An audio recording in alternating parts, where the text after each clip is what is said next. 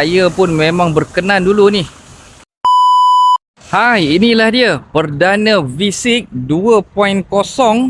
Okey, dia punya power adalah 150, manakala torque dia adalah 179.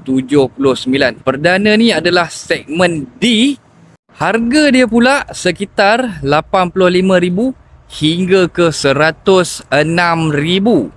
So, siapa yang pakai Perdana V6 ni dulu memang nampak eksekutif betul lah. Kan, saya pun memang berkenan dulu ni.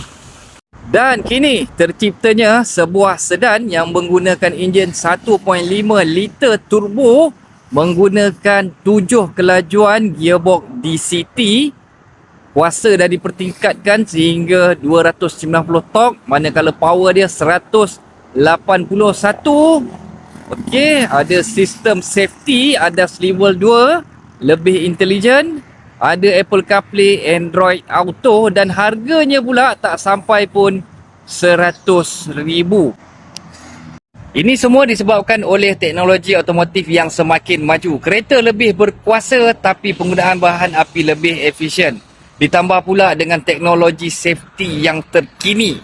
Jadi apa pendapat korang?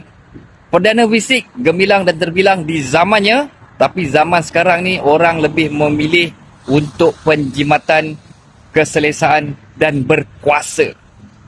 Terima.